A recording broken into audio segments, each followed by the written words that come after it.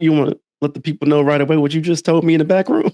I do. Okay, so I'm Dr. V. Boykin, a former single mom, which actually should be mom unaccompanied by father, right? I think we should say it like that, because when we say single mom, then we're putting it on the moms who are already doing the work and showing up. So that sounds kind of ridiculous to me. Former single mom, stripper, felon, now author, keynote speaker, and directly responsible for creating more personal and professional equity for marginalized communities. That is me. And what I said backstage was, because I said what I said, which is all products are woke. All products are woke. And if it's not true, then you're going to have to explain to me why we have pink and blue razors, because that's a woke product. That's a product that is directly responding to the needs of a particular segment of a population. That is a woke product. The razor being pink makes it woke, and it's blue for not women, I think is how they would like it to be perceived. So there's that. Harley Davidson recently divested all their DEI efforts and programming, yet they are so woke. Like they have motorcycles for women and motorcycles for men, and shirts for women and shirts for men, and gloves for women and gloves for men, and helmets for women and helmets for men. So what is the problem with woke? And if you don't have woke products, who are you selling to? And how are you selling? I was at ASU not too long ago, and I was telling a room full of future marketers, you better be woke, and you better know how to market products that are woke, or you're not going to make as much money for your company. So yeah, but hi. What's up, people? We gotta go strong, y'all. We bring only the best on this show. Okay. Dr. V, if y'all have seen any clips of us over the last 6 to 8 months, random interviews during Inbound and other instances, y'all already know who she is. She is legendary. She is GOAT status. And if you don't know about her, you ain't got her book, you aren't in her ecosystem, this is your opportunity to get on your phone and jump into that ecosystem right now. You will not regret it. At the time of this recording, this is Black History Month. I'm all about celebrating our Blackness, our people, all of these things. And I think most times, especially with what we've seen right now with DEI, and we'll talk about that a little bit later in the show, don't lose your swagger. Don't lose your vibrancy. Don't diminish your light, your melanin, your color, your skin, who you are as a person, because there's a lot of outside noise that maybe not approve. They didn't approve anyway. It didn't approve in silence. They were in silence with it. Now maybe they got a little bolder. That doesn't take away from you and who you are and the mission in the business world, or you as just a person out here living your best life. Just lean in that and sit with that. It's true. And being undervalued, under-recognized, underappreciated, over-questioned, over-qualified, over-communicative, like these are not things that are new to us. So this situation isn't new. While it's disappointing, it's not new. And one of the things I said last year, and I haven't said it as loud this year because period. What if Black History Month was treated like Employee of the Month?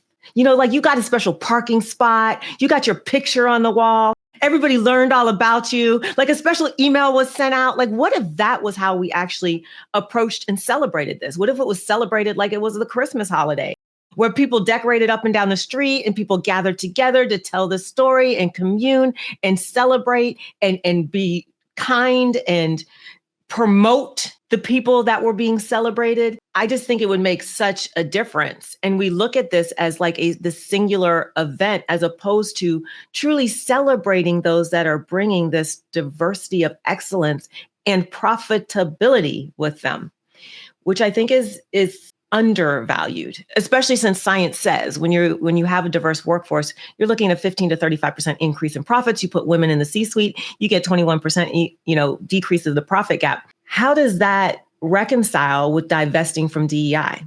And it is extremely important to me. I want everyone to stop talking about DEI and your support or rejection of it as if you're a good or bad person. It is no longer about being good or bad. And take a moment to breathe that. I don't care, nor do I assess whether you are a good or bad person based on your support or rejection of DEI. I do very much question whether you are a good business person, whether you have good business acumen, whether you make smart business decisions, whether you truly want to see the profitability of your company increase and your attrition costs decrease. I question if you are good at business. And that's the dollars and cents of DEI. Ooh. I'm going to let the audience breathe and sit with that. I need to sit with that. Just create space, sit with that, embrace that. Because it's true. Do you think someone's a good or bad because they gave you a bonus? Does that mean they're a good boss? Maybe they tried to fight some street credit for you from some troubling times they put you through last year. Who knows? I digress. But for the whole point is to consider these things. One thing we talked about in a conversation we had a while back, and I want to bring it forward in this moment, because I think it's relevant. I think it's absolutely relevant. I think people need to be better at allyship and understand genuinely, how do I be an ally? And again, I'm not even going to talk about people who aren't of color. I'm going to talk about me. As a Black man, I have a lot of struggles and things I've identified with that I know I'm navigating. Very clear. But there's still a level of privilege that I have as a Black man that my sister counterparts do not have. And so I need to be cognizant and aware that they also have even more things to add on and navigate that I may not, even though I'm in the same space and can observe, that is not my full truth. So how do we become better allies? And sometimes it's not about us doing everything. My wife would tell you, sometimes I try to do, I want to fix, I want to help, I want to support. And over the years of our marriage, I know I'm young, but I'm going on 10 years strong. I have learned sometimes it's just good to listen and be present. It's not your space to be the hero. No one asked you to be the hero. But you could be an amazing sidekick. You can be there and create space. So Dr. V, from your perspective, what are things that we can do, us men, brothers in business or in person, to help be genuine allies and advocates for our Black women business partners, and that actually makes sense right now? Well, y'all could have voted for Kamala since she was qualified.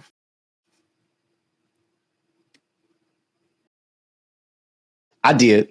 I got my receipts. I mean, that's one of the things. I think there's a couple things to unpack. Number one, Black women give so much and do so much and endure so much. And that is not a complaint. That's just a statement. And so as you see us marginalized and sidelined and demified, like it's time to start asking the question, is the beat that good? Is the beat that good that it should come at the cost of our safety and our respect? Because y'all have defended R. Kelly. Y'all have defended the allegations against Sean Combs. Y'all, and you're like, I don't want to give up the music. Surely I'm worth more than a good bop. Surely the safety of women has got to be worth more than I'm just the bodyguard, so I couldn't say anything, or he would stop me from having a job in the music industry. Okay. At some point, somebody has to say, okay. And so when you see performers that are calling out bad behavior, maybe we give them a second Super Bowl show instead of criticizing. The second part to this is we've got to stop talking about allies like they are only tall, cis, white males. That is not the definition of allyship. Allies are anyone not impacted in the moment. I need to say it again. Anyone not impacted in the moment is in a position to be an ally and has a responsibility to be. That means multiple times during the day, you could be both victim or target and also ally and champion. And we need to be ready to make that switch. We need to be ready to step into those spaces. I need my wonderful male counterparts to stop sending me a Slack message saying it's wrong what's happening in the meeting that we're both in, but you're sending the message privately. This is happening publicly. I need you to step in publicly. I need you to call people into the conversation. I don't need you to question if they're good or bad or what their intention was or whatever. I need you to say, you know what, Mark, I'd like to pause you just for a moment if it's okay, because I know that Candace had a similar point I heard her make in a previous meeting, and I'd like her to add some additional context if that works for her in this moment. That's allyship. Don't send a message like, you see, nobody's calling on Candace, and we know this was Candace's idea. Bring that to the meeting. And then I would say, like, Google is your friend. So if you can Google how to grow an avocado in a Bell Mason jar, you can figure this out too. Use Google or Gemini or whatever AI tool. Like, it's easier than ever to understand how to be an ally, to understand how to make a situation better, to understand the profitability of creating space for diverse thoughts and ideas. It's about money. Couldn't agree more. I remember you brought me back to a memory. I was working with a client, and he's very headstrong. I'll put it that way. And a female counterpart who, honestly, she literally is the reason I became a marketer. Mm. She was brilliant, but poised. She didn't have a loud voice, but she had a very soft voice, just so full of vibrant wisdom. And you could just sit there and she would just tell you how to do things. And she took the time. That always stuck with me. And I never thought years later we'd have the opportunity to work together again. And so I was just overjoyed to work with her. And the man I mentioned, he would talk to me a certain way and talk to her a different way. Now, I ain't been here as long, but I peeped that really quick. While we're in the meeting, I was, hold on. You didn't cut me off one time when I was sharing my thoughts. Why are you cutting her off? I don't know if you worked with her long enough, but that lady's the reason I'm even here. Right. You were impressing my expertise and the acumen and all the stuff I've achieved. If it wasn't for her, I wouldn't even have been any of those things. Please give her some respect. Don't cut her off. And I always try to mirror this. Why I said, wait, either you do that to your wife and your daughters, or you don't, and you know what to do. You just choose not to do it. Either way, she's somebody's wife. She's somebody's mother. She's somebody's daughter. And they deserve that same amount of respect. Simple. It shouldn't even be that hard. So I was in the car. I was in an Uber. I was going to get my hair braided. So my hair was out in its natural state. This is not the natural state. I have receipts from my hairdresser that will tell you I am 3C, 4C on the top. So for y'all that don't know what that is, I refer you back to Google. And yes, please educate yourselves. This Uber driver, we were on the on-ramp, accelerated to at least 80 and traveled across 4 lanes of traffic and then traveled back across 4 lanes of traffic. And next thing I know, the cop is pulling us over. Now I have on my sunglasses, I have my hair out. I'll find the picture for you. We could splice it in, right? But I am in my natural state. Cop pulls us over, asks the Uber driver some questions. And I say to the officer, can I get out? He said, hold on one moment. And I'm on the phone with my husband. He was going to hang up. And I'm like, I'm still talking because now I'm terrified. So I say to the officer again, can I get out? And he's like, one moment. And the Uber driver is saying that I was in a rush and he was doing that. I had never said a word to the Uber driver. I'd been on the phone the whole time. And I finally say to the officer, can I get out of the car? And he said, what is it you need? And I said, I need to get out of the car. And so I get out of the car. Why would I want to get out of the car? Because if this guy's going 80 miles an hour across 4 lanes of traffic back and forth, and you are not in front of him, and I say something, am I going to be safe or is he going to take off? Obviously, there's a problem. And I didn't know about the report trouble button, right? So I get out and I say to the officer, I don't know him. I'm not in a rush. I'm an Uber fare customer and I am scared. Right. And this young, happened to be a white male officer, said to me, oh, well, you don't have to stay here. You can go. I said, go where? It's Sunday morning. We are on the off-ramp of a major freeway, the 202 here in the Phoenix area of Arizona. And he said, well, you can walk down there and go somewhere. I said, my husband doesn't let me walk down ramps. That's not how I'm treated. He said, well, you can wait in my car if you want. I said, oh, okay. And so I walk over to the front door because I'm not being detained. And he said, oh, I have stuff in my front seat. You can get in the back. And I said, how am I supposed to get to where I'm going? Because this is my Uber. It's Sunday morning at 9 a.m. I am in a commercial area. There is no 7-Eleven on the corner. Not that I could even use a payphone. What do you want? Oh, how far is it that you need to go? I said, 5 minutes. He said, I guess I can take you there. And then we get there and he's like, well, I mean, I'm really sorry. I didn't know. I said, you should be sorry. You should be sorry and you should be embarrassed because I can't imagine you would have your wife or your sister or your child walking down that offer. But it was the callousness with which I was treated, which I'm sure had to do with the fact that I looked like a Black woman that could keep it all together. Why do I say that? Because I truly believe if I had been sobbing in the back seat, it wouldn't have gone that way. Our strength is weaponized against us so we can be interrupted. We can take it. We'll bounce back. We'll bring the fire. We'll bring the sass. We'll bring the entertainment. We'll bring the profitability. That doesn't mean we should be called to do it outside circumstances that you're assigning to your other coworkers and the respect that you're showing them. And yes, my husband, who is a former police officer, did call and talk to internal investigations and did ask him to pull tape and did ask him to do training and did tell him, but I couldn't even get the words out. So happy Black History Month. For real. But let's sit with that. I tell people, once again, for starters, I was telling people earlier in another conversation, this is my podcast. My skin would tell you, if you're not watching, you're listening, we're Black. Yeah. People of color adjacent, you can't tell. Yes, we're very eloquent in our speech. We know how to position up. We know how to position down. We can do it all and then some. Mm-hmm. But let me remind you, I should be able to talk about whatever I talk about. How is that relevant to business and marketing? Because this is my experience. This is your experience. This is the people who listen and watch their collected experience. So if you understood this truth, sit with it. We got you. If you've never known this truth, sit down. Let me educate you. And then do better. Consider and understand. I always think, Dr. V, you can echo on this too. 33 years of my life on this planet. We all go to Black History Month and they go through the basics. We go through MLK and Rosa Parks, and they just kind of stop there. George Washington Carver, and then you don't go into, there was a video that's been going viral every year, every so often. There's someone literally walks through every single thing that a Black person created, that if it was gone today, a lot of things, pretty much everything, will be very inconvenient for us right now. Yes. Because we don't know the full education of our history, or they don't know the full education of our impact. We assume it's given by default, and it's not.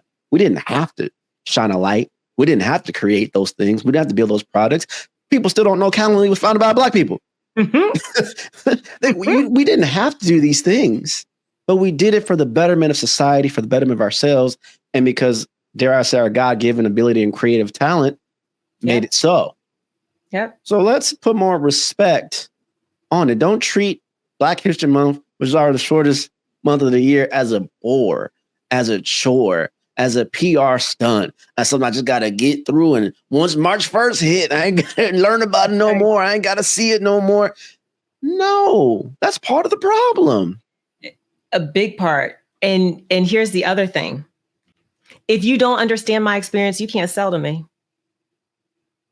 And if you can't sell to me, you can't be a good marketer. And if you can't market to me to get me to sell, Black women outspend white women, 8-1, 9-1 in terms of hair care products? You need to understand me.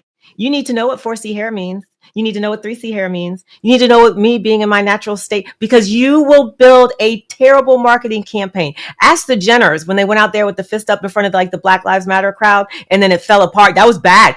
Someone wasn't in the room that needed to be there. Oops. You can't market if you don't understand. So it is your professional job to listen to this podcast and understand, because you're going to impact a company's profitability if you don't. The other thing that I need to say very loudly, I am the American dream. That flag is mine. I am what makes America great and will make America great again. And you no longer get to co-opt that. So other than the 1% of the military, of the American population that serves in the military, and thank you so very much, I am the next best patriot out there. I have gotten it up out of the mud. That flag is mine. That flag isn't theirs. Being a patriot isn't theirs. And the fact that I have a critique and a point of view and complaints and required actions of this country is what makes it great. Space again. You don't get to own that. It's time for us to take that back. I'm a patriot. I'm a proud American. We need to fix some things. We need to fix a lot of things now. But you don't get to play bigger patriot than me. I'm the biggest patriot because I say the things that need to be said to make us greater again. We've abdicated it.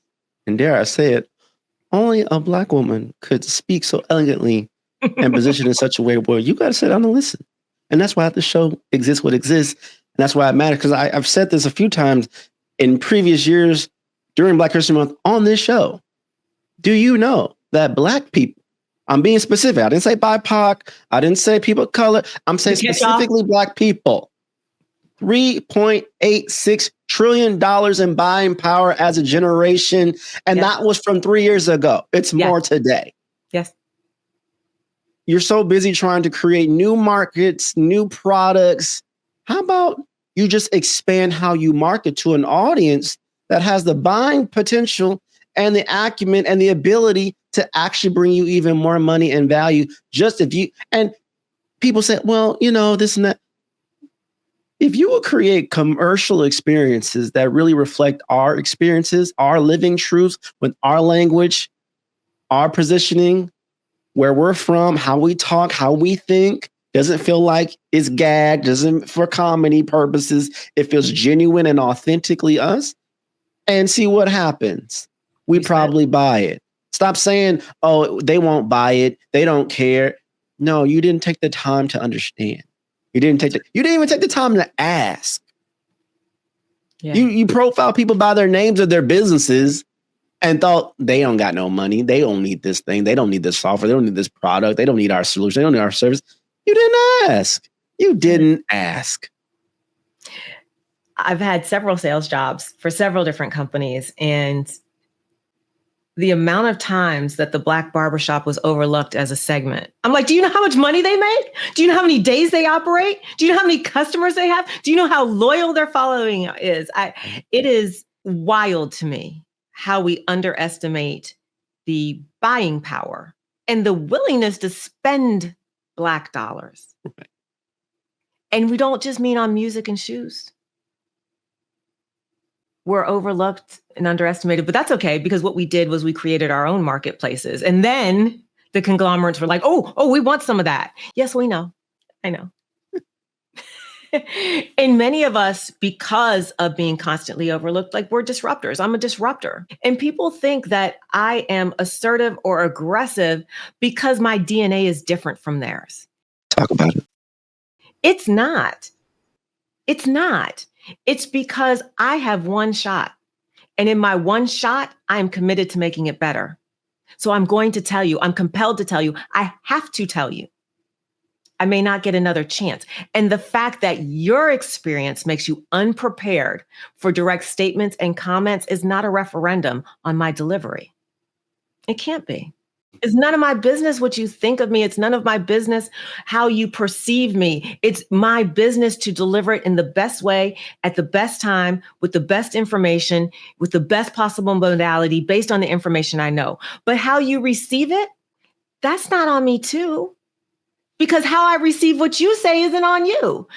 I don't know. I just told her. Okay, well, I just told you too. What's the problem? I remember George Floyd, and I remember that moment, 8 minutes. I remember that taking me back to when I was a kid, when I had the talk. I remember the first time who my father, who I see as Superman, as himself, as a 7-year-old now, but you've always been Superman in me, went vulnerable with me and shared a moment of, this is what happened to me, son. This happened over here. This is how you navigated over there. I remember when he created a better life for me to go to school and finally get to work and doing things that maybe he wasn't able to do, how in the beginning, he taught me how to survive. Yeah. But over time, I'm like, I can't just survive anymore, Dad. Yeah. I got to make noise. I got to be, as you said, a disruptor. I have to. This is my truth. This is who I am. If I stay quiet, I'm never going to get that raise. If I stay quiet, I'm never going to get the promotion. If I stay quiet, they're going to keep walking over me and think it's okay. I shouldn't have to go to work and just survive until the next day and the next day. It should be something better for me. I get it. You know, it's sad that we as people of color can say the same thing in the same tone, but for some reason, that person, they have initiative. That person, they're aggressive. They're loud. They're extra. They're doing too much. I don't like that. How? When the tone is the same. The only difference is the skin. What was the difference between what that person just did and said?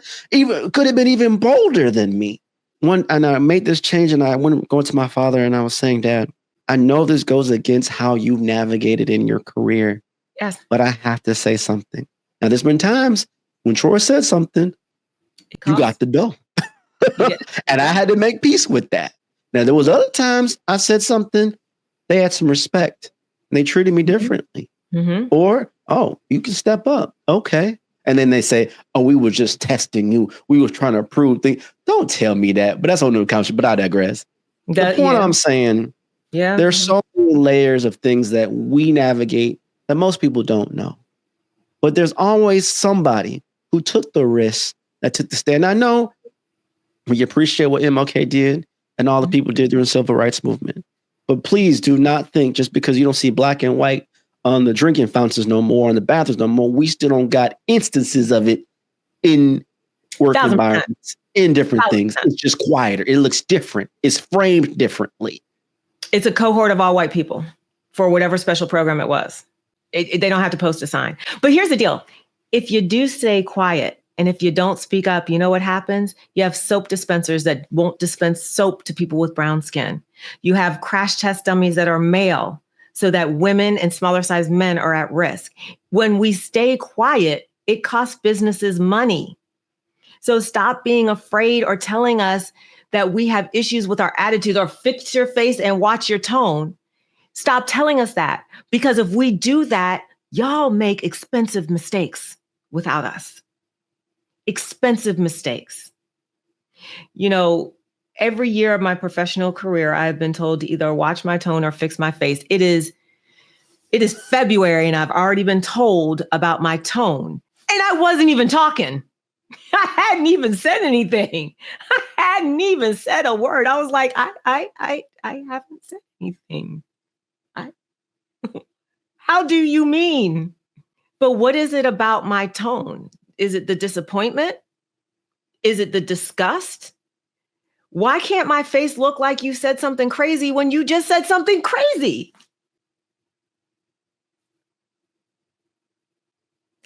And the problem and privilege of my physical appearance is they don't always see me in the room. Now that's a privilege. I'm palatable. They'll let me in the room until I speak. But when I hear what they say, and it can be something as simple as, well, you know how they're going to get if we put a Christmas tree in the middle of the entryway. Yeah, not everybody celebrates Christmas.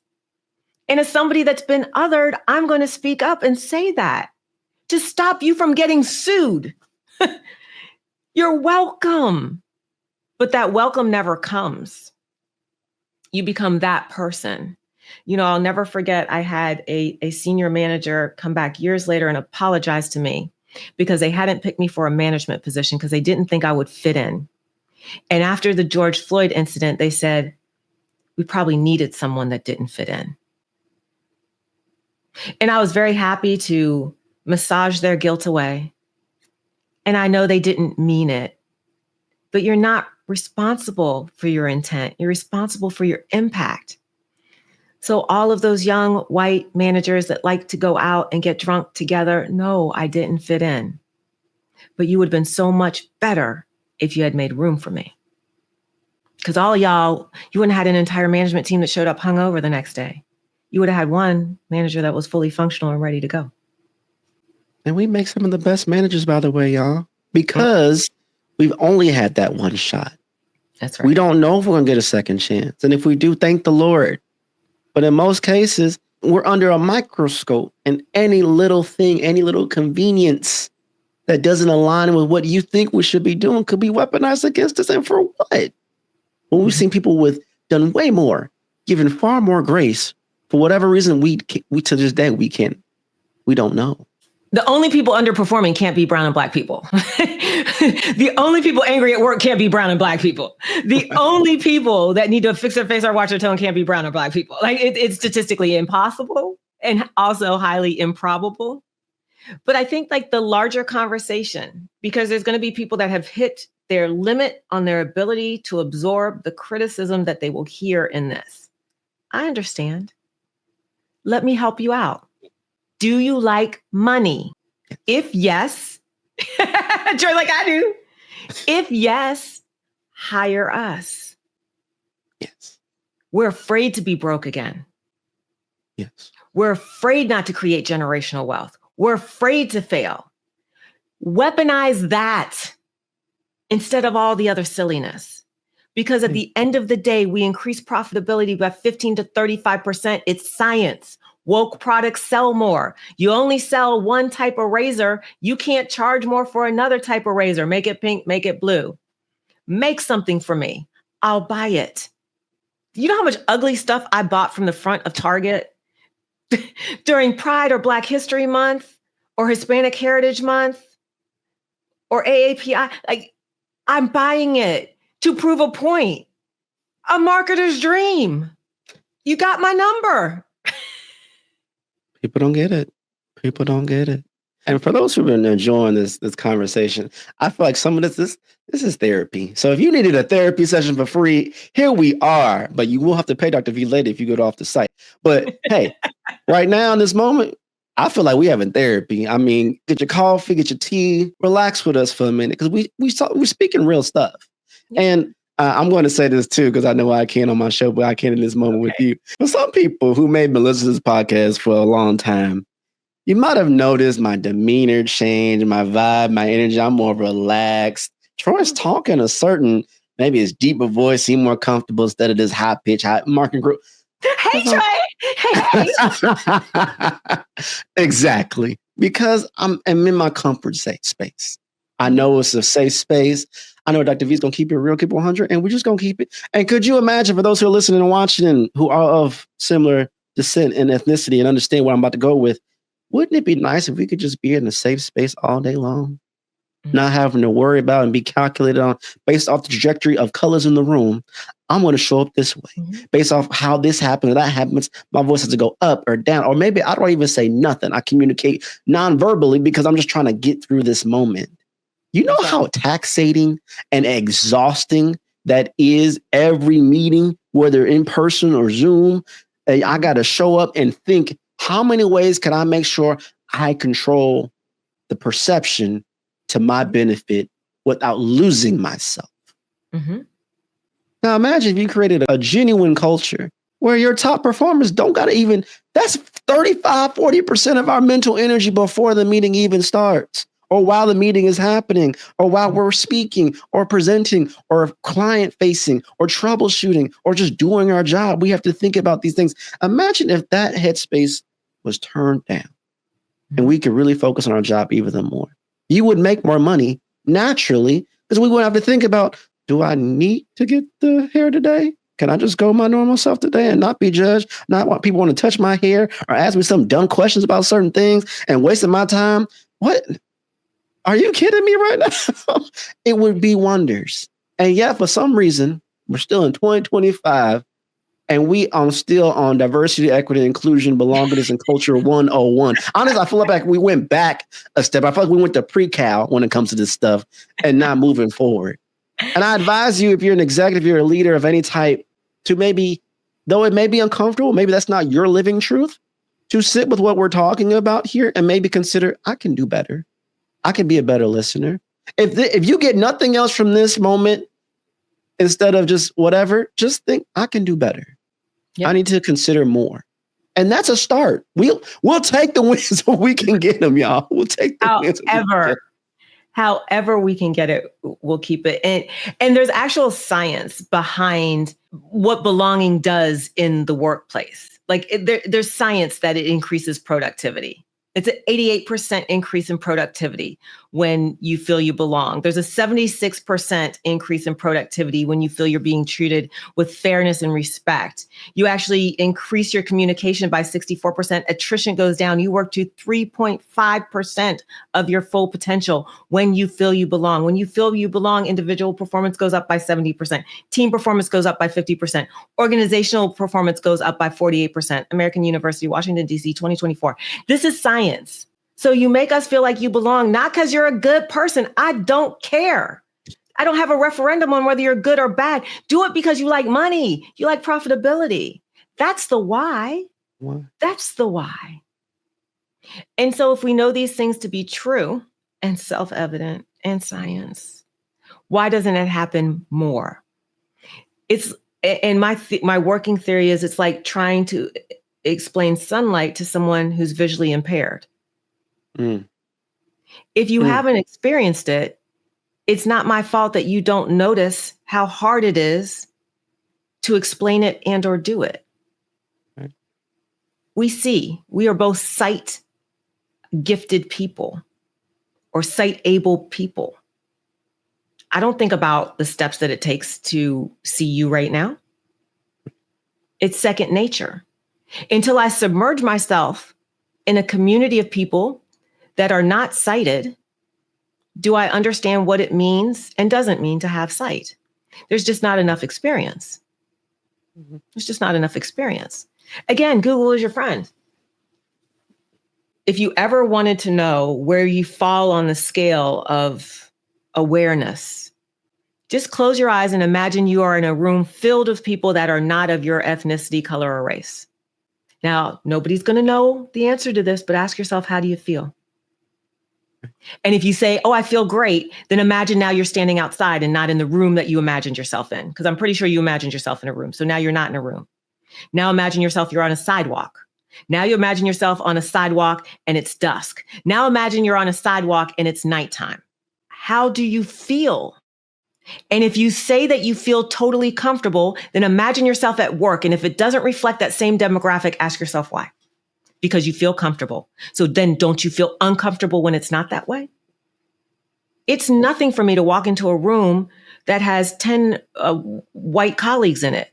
That's called every day. It is shocking and jarring when I walk into a room and there's 10 Black colleagues. Do the exercise with yourself. If you're a manager, why is your team that way? Why don't you want more profitability? Why do you want to stumble over hand sanitizers that won't dispense and airbags that kill people and soda commercials that miss the mark? Why? Foolish business person. Brings me back to, I had just finished the keynote and it was late. Just everybody was having fun. I wasn't grabbing around you and everything. And then I just walked out of that building. I won't name the building. I went around the corner. And immediately, and to be clear, I don't have to tell you this, but to be clear, I had a full suit on. I wasn't in a hoodie. Full suit and tie and shiny shoes. No coat. So you saw what I had on. Went around the corner. And immediately, someone walking who wasn't of my color is spooked and immediately walks to the other side of the sidewalk. I am presenting myself smiling. I don't have my hands in my pockets. I'm walking up straight. All the things with the suit, y'all. All the things. Still experience that. Mm-hmm. Still have to be conscious of that. Mm-hmm. And I remember then there's another group of people walked right out. No issue. I remember they asked me, did you want to go to this bar and talk and all this stuff? And I don't drink, but I was like, I always go and socialize. And at this time and that vibe, I was like, no, I'm going to go back to my room. Right. Because they didn't understand. It doesn't matter what I did just out there. Yes. I'm the reason y'all came because they paid me to be the keynote speaker there. Yes. So y'all done watch me for 90 minutes. I done sweated and like I'm preaching or something out here. Get out and immediately I'm humbled by my reality and my truth. That's not humbled. That's not humbled. Immediately you're smacked with what doesn't make America great. You're not humbled because you weren't being arrogant. Yes.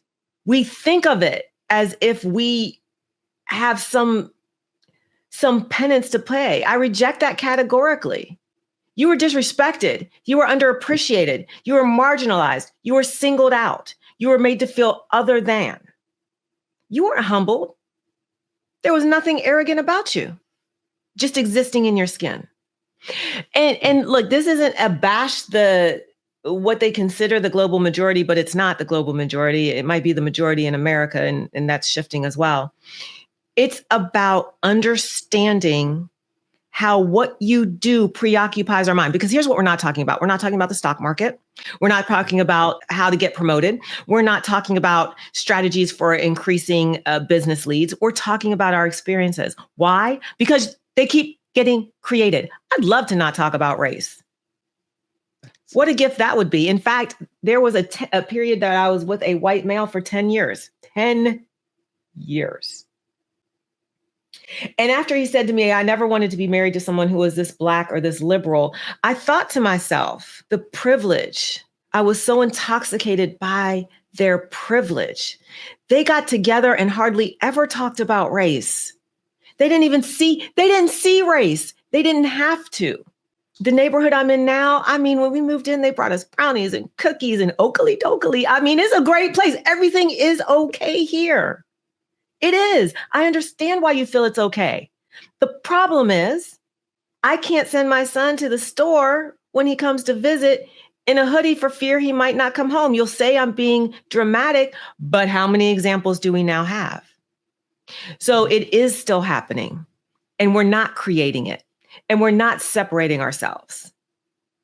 We're actually doing the work to make America great, comma, space again. Period. Mm-hmm. Dr. V, yeah. I want to switch gears because I'm sure we talked about this a little bit before, but I'm sure there's been moments where people have literally marveled at your story and marveled at your presence and your poise and, dare I say, your vibes and your energy. Because sometimes you could just be there and some people just got that. They have that magnetism. They have that energy about themselves where I don't know you yet, but I want to. Or you seem like someone I should know. Or, everybody else is looking, I'm like, okay, clearly I need to get on the bandwagon and make sure the next time I see this person or this person, because I got to come correct next time. Done the deep work. I've navigated this. A lot of people who listen and watch are currently navigating is how do you get comfortable with standing on your own story? Mm-hmm. That doesn't mean everyone has to be very bold and share all your tea about your whole life to everyone who wants to see. But there is some truth in when you can stand on your story and be confident in all the layers of who you are and bring that all together to show up as your best self, that you're comfortable, that you love, that you adore, that you want to show up as. I'm sure people want to know, how do we get started on that journey? And what did that look like for you and your becoming, if you will, and who you are now? Oh, well, that was a good book. So I'm 51. I only started telling the truth at 48. So I don't know if I need a medal. And I also had 4 degrees. And I had someone that truly supported me and said, no matter what you say, I got you. And I think you are incredible. See, that's that support, that Black love, that acceptance, that spouse that's there for you, that makes the difference. And believe you me, telling a former police officer and someone that has served in the military, week 2, date 5, I got to tell you something. It was uncomfortable. And his response, I'm like, hey, I need to tell you, I used to be a stripper. He's like, yesterday? Today? I was like, no, it's been about 20 years. Oh, okay. Do you have any questions? No. Oh, okay. I'm also a felon. Oh, okay. Yesterday? Not that it matters, is the exact quote. I said, no, it's 2004. Oh, okay. Wow. How'd you get to, wow, it's incredible you are where you are. When that's the response. From that place, all things feel much more possible. But I hid it. I mentioned I was in a relationship for 10 years. None of the friends knew. None of the family knew. The only time it was discussed is when he got drunk and wanted to scream it. So to directly answer your question, you don't stand on your truth and you don't tell your story until you have enough social capital to do it. I am doing it so you don't have to. Please don't go to work tomorrow and tell the whole world you were a felon. You might lose your job and I need you to be employed. And before I discussed it publicly, I went to my manager. I went to our legal counsel. I asked, can I say this?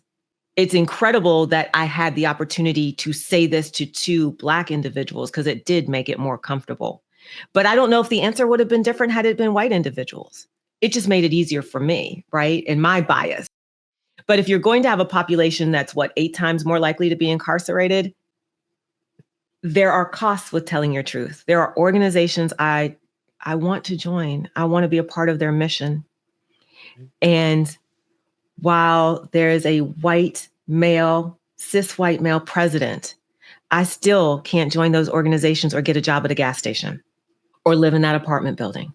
I don't know why he can be president and I can't join a philanthropic organization. Oh, wait, I do, because the same rules don't apply. But my nightmare of hiding the truth became more painful than the potential consequences of not telling it.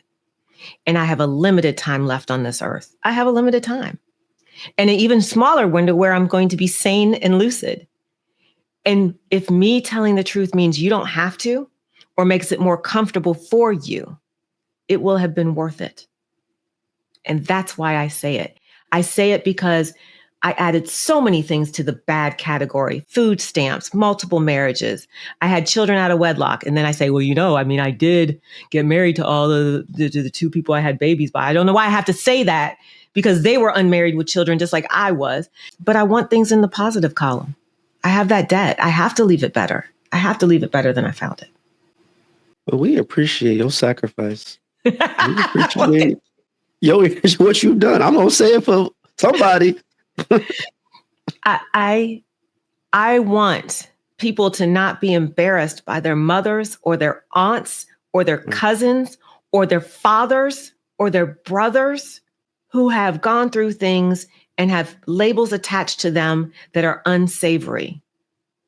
Your mother made that decision because she did the best she could with the moment that she was in, with the information and options that she had, as did everyone else in your family. So if you're looking for someone who is a former stripper and felon that shows up in pearls and a button up with 4 degrees, here's your new example. Check your bias.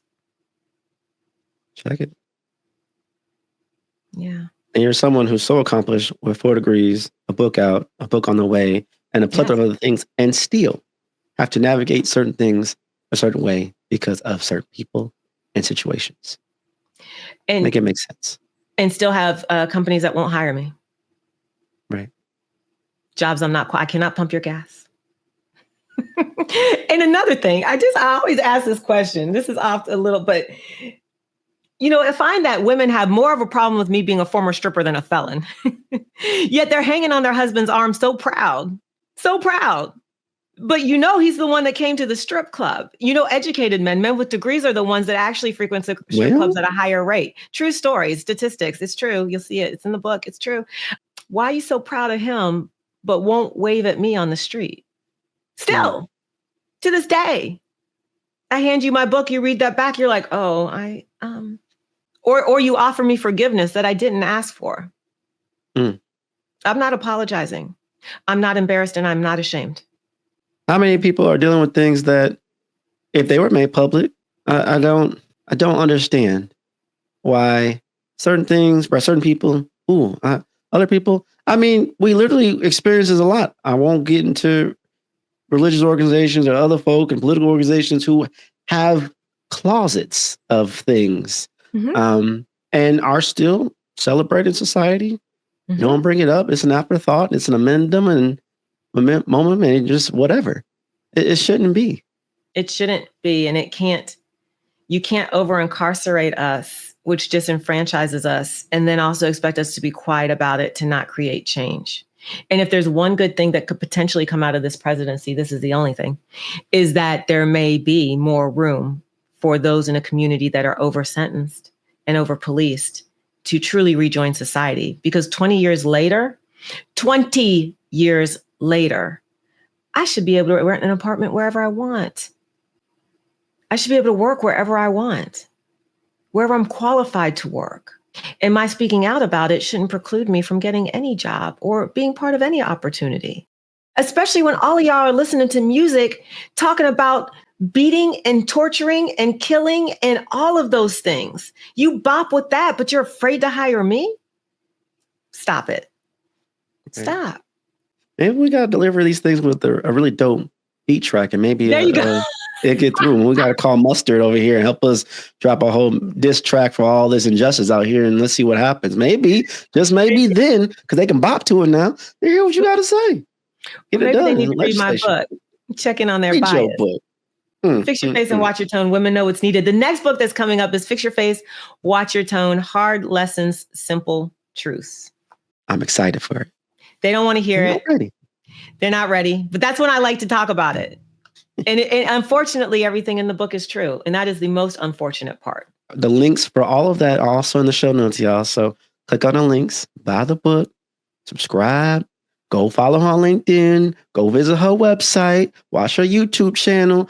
Thank you. She's doing the thing. She's doing the work, y'all. And if you're people, and I'll say this too, because I know I got a strong group of people of color professionals who are watching and listening for this show. Many of you who know Dr. V, I hope you enjoyed this podcast experience. I hope you enjoyed it, and I hope you support.